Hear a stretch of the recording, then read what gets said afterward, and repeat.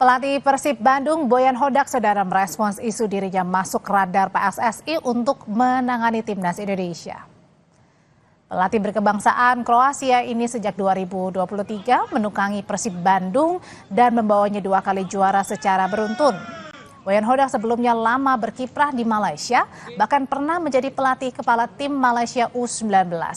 Saat ditanya soal isu jadi calon pelatih timnas, Boyan meminta wartawan menanyakan hal tersebut pada PSSI karena federasi yang memutuskan. About the rumor, you will coaching Indonesian timnas. One, you don't ask me, you ask PSSI.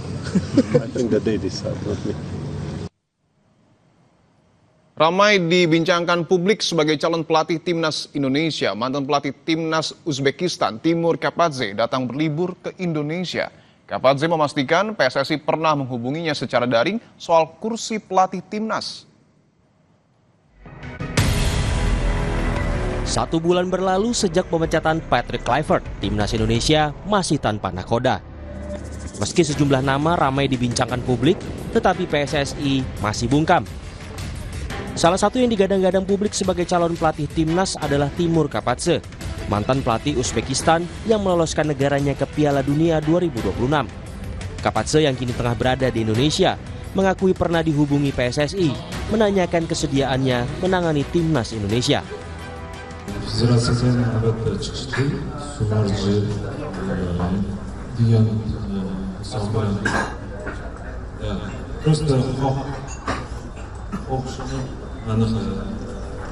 O'qishini bilish uchun qildi. O'qish bormi yo'qmi degan narsani boshqa narsa qilmagan. Undan keyin gaplashaman.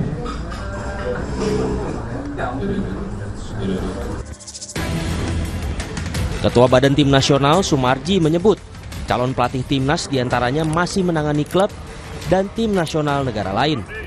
Namun PSSI tidak akan mengungkap nama-nama calon pelatih dengan alasan melindungi privasi.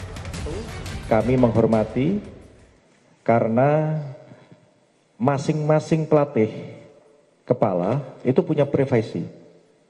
Ya, punya privasi. Yang kedua juga para pelatih ini masih berada di klub dan masih berada di timnas suatu negara. Mulai pekan depan, PSSI akan mewawancara sejumlah kandidat pelatih timnas. Keterlibatan figur yang paham teknik sepak bola dinilai penting agar PSSI tak mengulang kesalahan sebelumnya saat merekrut pelatih. Ya, itu sebabnya saya menyambut baik kalau Dirtek dilibatkan. Jangan lupa kita juga punya penasihat teknis. Kita punya banyak warga Belanda di dalam federasi ini yang bisa kita libatkan. Kalau benar-benar kita mau berubah lah, nggak lagi seperti kemarin, istilahnya kan Pak Erik dituding one man show tuh dalam mengelola tim nasional. Nah sekarang sudah ada perubahan. Semoga perubahan ini juga tidak terlalu dibumbui drama-drama karena pecinta sepak bola tanah air berharap PSSI menyeleksi kandidat pelatih timnas dengan benar. Siapapun nanti yang terpilih, sang pelatih harus mampu dan memahami karakter pemain timnas Indonesia. Tim Liputan, Kompas TV.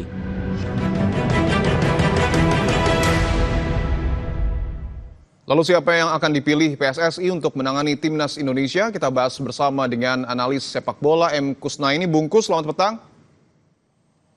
Selamat petang, Dipo. Bungkus, saat ini menurut Anda siapa sosok yang paling berpeluang untuk melatih timnas kita?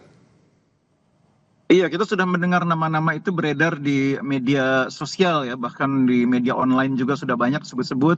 Satu hal yang pasti, seorang pelatih tim nasional itu di samping dia sudah selesai dengan persoalan teknis, kualitas dan sertifikasi yang memenuhi syarat, dia juga harus punya profil yang tinggi ya, seorang yang punya high profile karena pemain-pemain timnas kita ini kan juga pemain-pemain yang profilnya juga cukup tinggi karena mereka bermain di tim-tim yang cukup kuat di Eropa. Ya. Sehingga pelatihnya tentu harus punya profil yang tidak kalah tinggi supaya mendapatkan respect dari pemain. Itu saya pikir hal yang menjadi salah satu faktor kunci selain soal rekam jejak dia sebagai pelatih.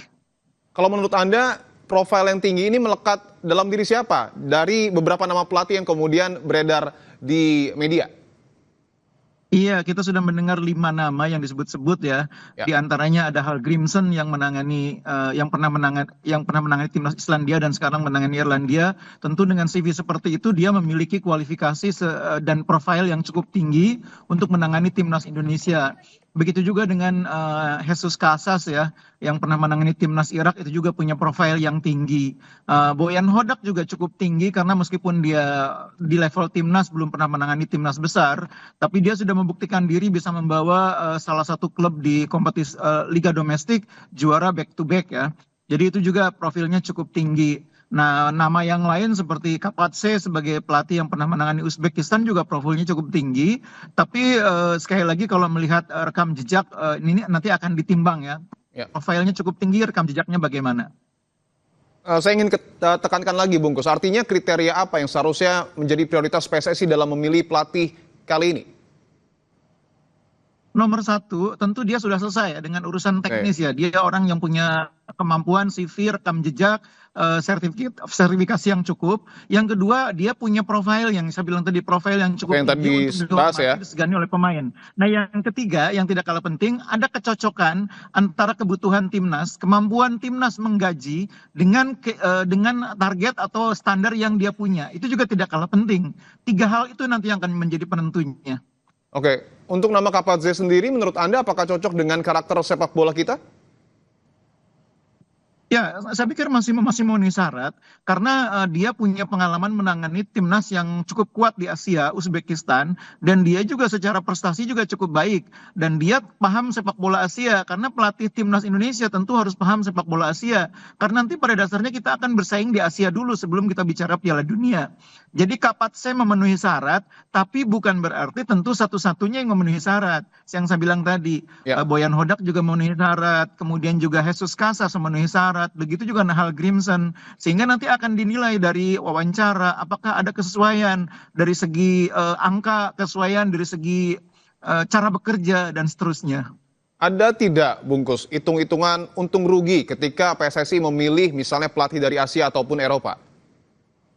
Ya, yang pertama kalau pelatih itu berasal dari Eropa, dia tentu paham betul ya kemampuan pemain-pemain yang kita miliki di timnas sekarang dan terbiasa dengan gaya komunikasi pemain-pemain kita yang sebagian besar main di Eropa. Nah, masalahnya walaupun dia cukup tinggi profilnya, tapi dia tentu harus paham juga sepak bola Asia karena kita berkompetisi di Asia. Nah, menjadi keberuntungan tersendiri kalau dia berasal dari Eropa, tapi paham sepak bola Asia. Misalnya pernah menangani timnas salah satu di negara di Asia. Itu akan menjadi keuntungan tersendiri. Tapi balik lagi nanti ada soal yang tidak kalah penting, soal angka, kecocokan, dan itu nanti bisa mengubah persyaratan tadi. Kalau untuk nama Bojan Hodak sendiri, kan Bojan ini cukup sukses ya dengan Persib, back-to-back juara, kemudian juga cukup lama melanglang buana di Asia Tenggara. Apakah ini juga kemudian menjadi kandidat kuat untuk kemudian melatih timnas kita? Sebagai kandidat dia memenuhi syarat ya, seperti yang saya bilang tadi, rekam jejaknya bagus. Dia juga paham sepak bola Asia, pernah menangani timnas Malaysia U19, pernah menangani Persib, pernah menangani JDT, artinya selesai dengan persoalan itu. Nah, cuma mungkin akan nanti dinilai dari aspek yang lain. Apakah dia cukup tinggi profilnya untuk dihormati, disegani oleh pemain? Nanti kan akan dibandingkan dengan calon yang lain. Misalnya Hal Grimson yang tentu memiliki profil yang lebih tinggi dibanding Boyan Hodak. Masalahnya apakah Hal Grimson dari segi kecocokan sesuai dengan kebutuhan kita dan sesuai dengan keinginan dia. Jadi banyak aspek menurut saya, bukan satu-satunya pertimbangan soal profil, soal prestasi, atau soal standar angka. Oke, bahwa PSSI juga punya kerjasama ya dengan Asosiasi Sepak Bola Belanda.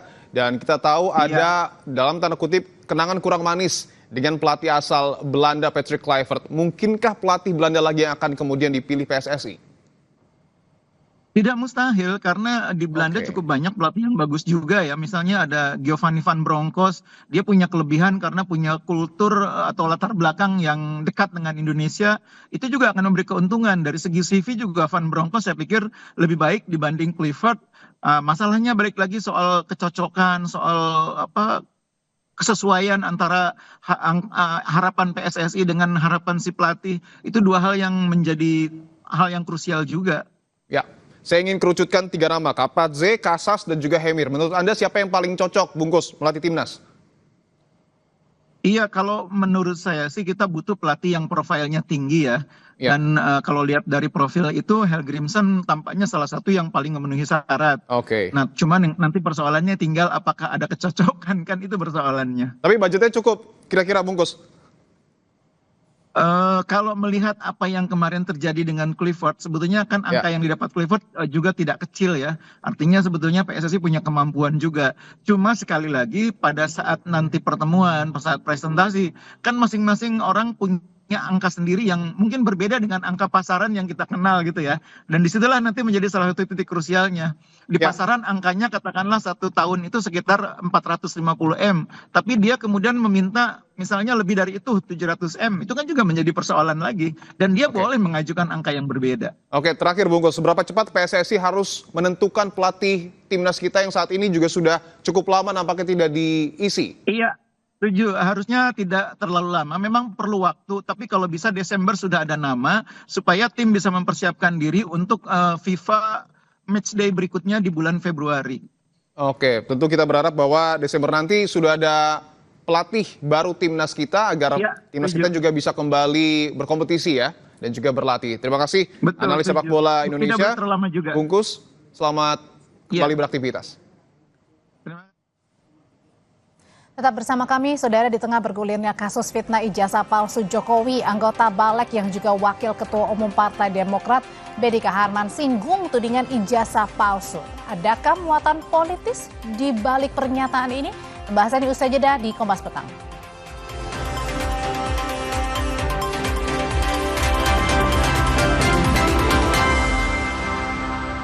Privatisasi di pesisir Pulau Sumba, Nusa Tenggara Timur kian masif. Tak hanya membatasi akses nelayan melaut, privatisasi pun mengancam biota laut hingga ritual adat. Salah satunya tradisi Marapu. Apa langkah pemerintah jamin hak hidup di wilayah pesisir Sumba? Istilah di pinggir pantai ada tempat ritual adat. Ritual-ritual ini sampai hari ini kadang dia tersendat. 60 menit special report Minggu 23 November pukul 6 petang di Kompas TV.